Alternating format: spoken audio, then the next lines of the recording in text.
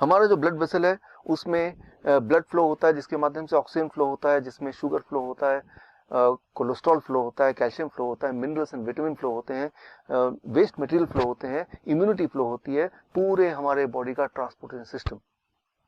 और कुछ लोगों के केस में उस ट्रांसपोर्टेशन सिस्टम में यानी कि ब्लड वेसल में कहीं कहीं गड्ढे होने लगते हैं, और जिसकी वजह से शुगर का फ्लो ब्लड में ठीक से नहीं हो पाता, शुगर ब्लड में ही ठहरा रहता है, और तब अगर वो ब्लड आप लेते हैं, ग्लूकोमीटर में डालते हैं, तो हाई ब्लड शुगर दिखाता है।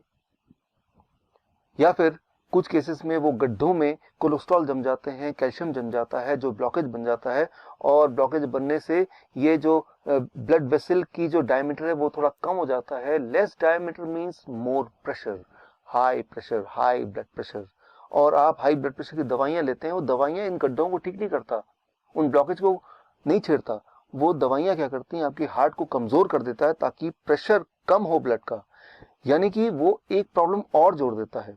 वो ब्लॉकेज को तो ठीक करता ही नहीं है, ऊपर से आपकी हार्ट को कमजोर कर देता है। सिमिलरली ब्लड शुगर की जो दवाइयां आप लेते हैं वो क्या करता है, शुगर को ब्लड से निकाल के कहीं और छुपा देता है, हार्ट में छुपा देता है, किडनी में डाल देता है, आंखों के पीछे छुपा देता है, और जहां भी वो छुपाता है वो वाला ऑर्गन धीरे धीरे सड़ने लगता है। इसीलिए वो पेशेंट जो हाई ब्लड शुगर के पेशेंट है, जो डायबिटीज की गोलियां कई कई साल तक लेते हैं, वो अंधे हो जाते हैं, उनका हार्ट काम करना बंद कर देता है, उनका किडनी फेल होने लगता है, उनके एम्पुटेशन होना मजबूरी हो जाती है, क्योंकि वो पार्ट सड़ जाता है, सड़ने लगता है। यूं मानो कि आपका घर है और आप झाड़ू लगा रहे हैं, और जो कचरा है वो डस्टबिन में ना डाल के, उसको बाहर ना फेंक के, आपने उसको बेड के नीचे छुपा दिया, आपने उसको अलमीरा के अंदर छुपा दिया।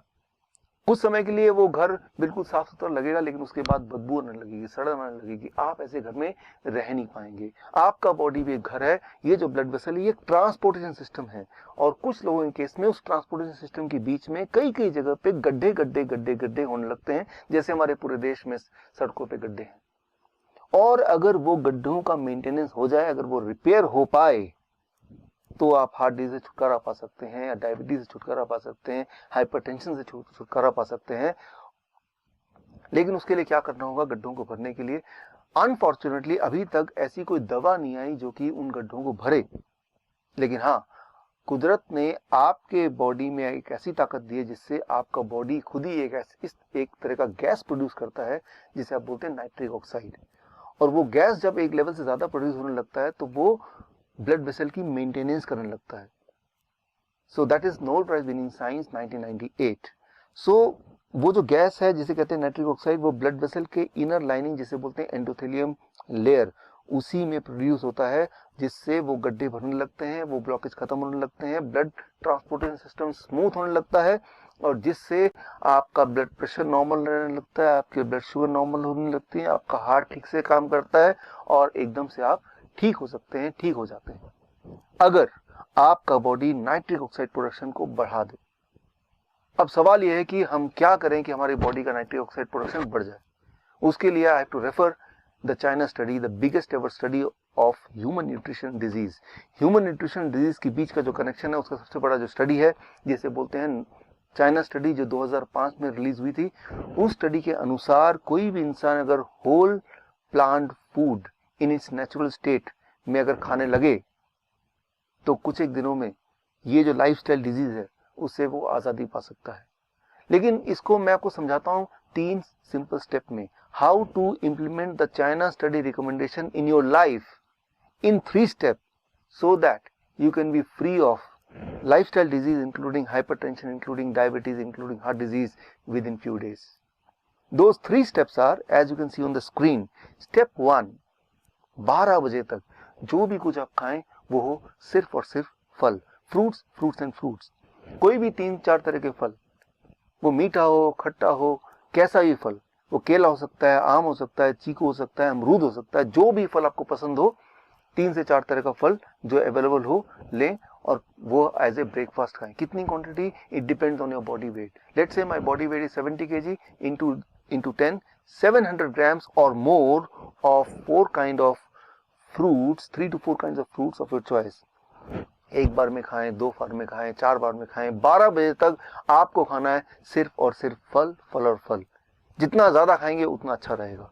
राइट। नो रोटी, नो चपाती, नो चाय, नो ब्रेड, नो बिस्किट, सिर्फ और सिर्फ फल, फल और फल, भरपूर खाना है। अब लंच, जब भी आप लंच में बैठे 2 प्लेट लेके बैठे, प्लेट 1 एंड प्लेट 2।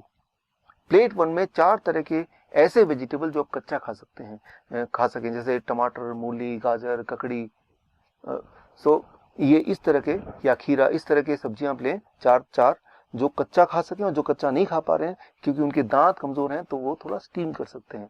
कच्चा ज्यादा फायदेमंद है, लेकिन अगर नहीं खा पा रहे हैं किसी वजह से तो थोड़ा स्टीम कर सकते हैं।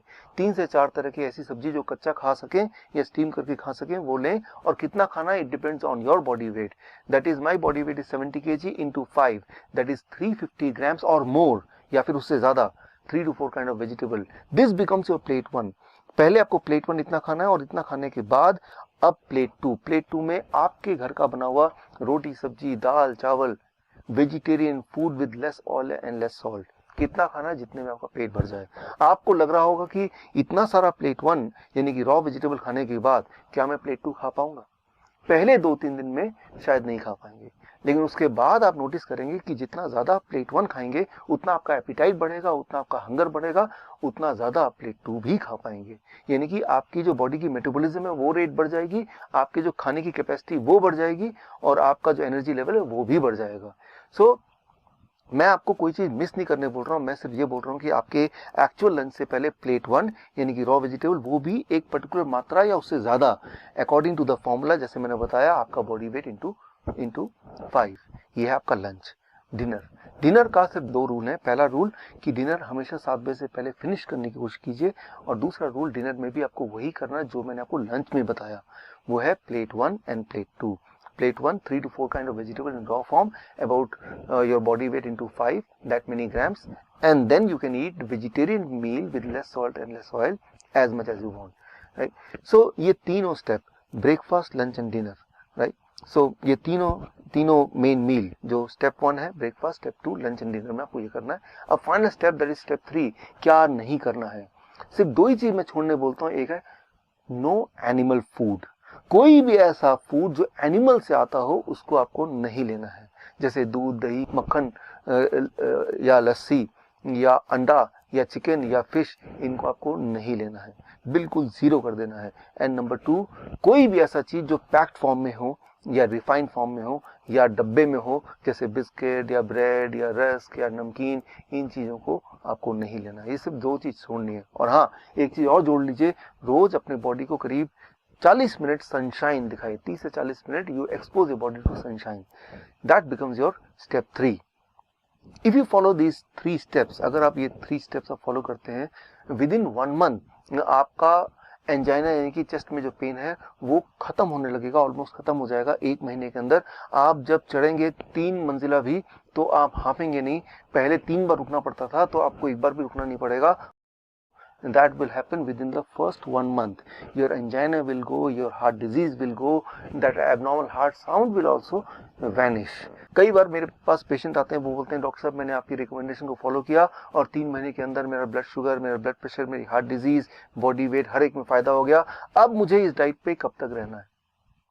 आपका जो ब्लड वेसल है वो रोज ही टॉक्सिन उसमें भर जाते हैं, जम जाते हैं, और रोज ही उसकी मेंटेनेंस होने की आवश्यकता होती है। यानी कि रोज ही आपके बॉडी में नाइट्रिक ऑक्साइड का एनफ मात्रा में प्रोडक्शन होना बहुत आवश्यक है, और वो तभी हो सकता है जब ये डाइट आप लगभग रोज फॉलो करें।